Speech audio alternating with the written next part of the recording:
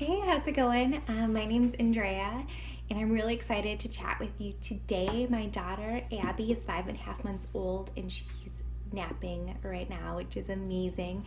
And I'm really thankful because this gives me the opportunity to share with you a little bit about what's on um, my mind. One of the many things that is on my mind these days, and that is having a high needs baby. Abby is a high needs baby. Um, Now, I never heard of this term before having her, so while I was pregnant, I had no idea that this was even a term or a thing. But it is. I'll share a little bit about my experience with you. I know every baby is different, every parent is different, and every relationship, parental-child relationship is different, but I wanted to share my story with you in case you are going through this and you're going through a really tough time. I know what that's like, and I just wanted to give you a little bit of hope. Or if you know someone who's going through a really tough time with this, to be able to provide them with a little bit of hope along this journey. So Abby, again, she's 5.5 months old. She's amazing. I love her. Yeah, she's wonderful. So from the beginning, during my pregnancy, it was a pretty, overall healthy pregnancy. I did have hyperthyroidism, which cleared on its own throughout the pregnancy. So I think that was the only health issue that I had. Other than that, pretty typical. My first indication that Abby may be a high needs baby, it was during our 20-week ultrasound. Abby would just move so much. I remember the ultrasound tech, having me get up to go to the bathroom to pee, to try to, get a stiller image of Abby. She was able to get a few, but I remember her saying, "Oh, you're gonna need to swaddle her. She's gonna be a mover." And she is. She's a mover. She's definitely a mover now. Labor and delivery, pretty typical. I'm a first-time mom, so labor was really, really, really long. Contraction started on May 16th, and she was delivered May 18th. She had to be delivered via, assistance with vacuum extraction. And right away, moving, I could feel her feet moving, and she came out kicking and screaming and just did not stop. It just did not stop with either one of those. Right away in the hospital, it was a difficult experience with her. I have no idea what I was doing, as a first-time mom with this baby, not knowing if her behavior was typical or not. I mean, there's a lot of crying and screaming.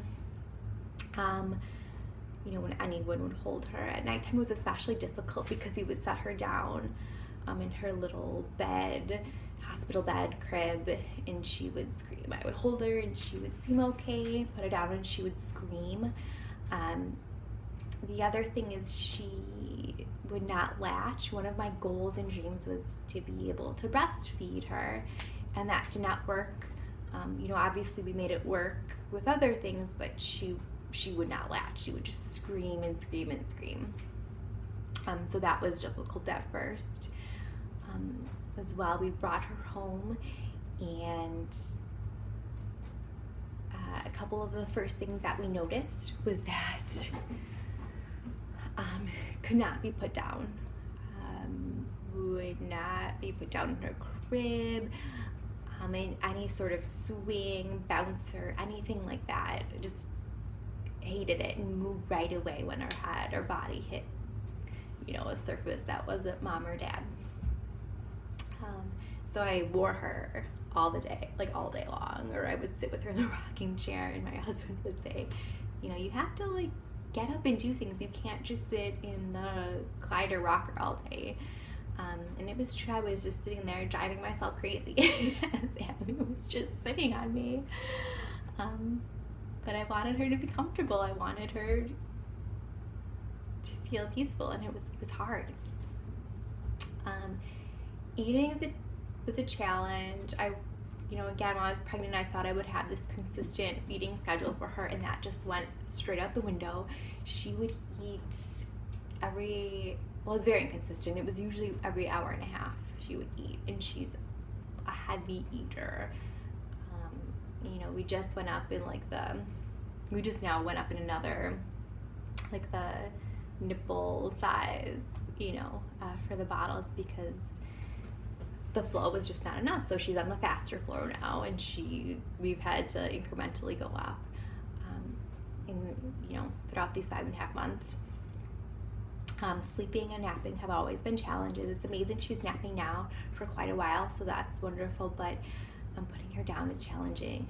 Bedtime is challenging. Not just bedtime, but she wakes up multiple times a night to feed for comfort, and it's not just for like a couple minutes, it's for like half an hour where she needs to be soothed back to sleep. So not a self-soother at all.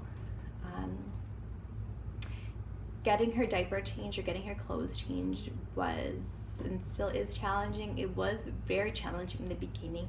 She would cry and scream when I would just touch her, when I would put her down on the pad and try to change her diaper, scream.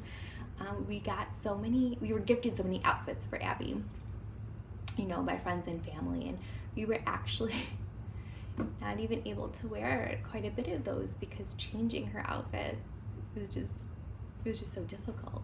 It was just so hard. Very hard. It's getting easier now. I can now change her diaper more comfortably, and she doesn't always cry and scream, but it took some time. Tummy time was really challenging. I would put her down and she, again, just screamed right away. A lot of screaming. Within the first, I would say, 4 months. For us, it's just started getting easier at when I say easier, I mean easier, not easy. Easier at the 5-month mark for us. So please know it does get better, and there is more joy. It just takes a little bit of time. Let's see my notes here. Yeah, I would say these days, more smiles, less screaming, more content times. Yesterday we went out with some family and she was able to be held by others. So there's hope here. There's a lot of hope. There's a lot more indicators for what it means to be a high needs baby. Constantly moving. She's very physically strong. She's 5.5 months, almost gonna crawl. She loves to stand, so I feel like she'll be an early walker.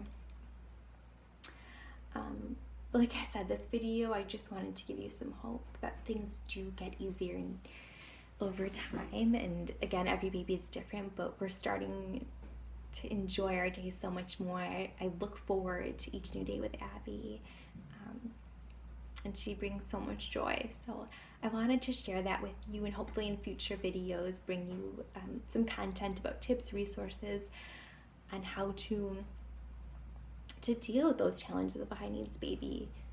And ultimately, if you're going through it, I just don't want you to feel alone, because that's how I felt. I remember feeling so alone in this experience. Every other baby that I knew, all my friends' babies, my cousins' babies, they were so content and happy most of the time. Of course, not always, but most of the time. And I just could not relate to that. I just had no idea what that was like. And I just remember feeling like, what did I get myself into? I have the support of my husband and our family and friends, but still, unless you experience it yourself,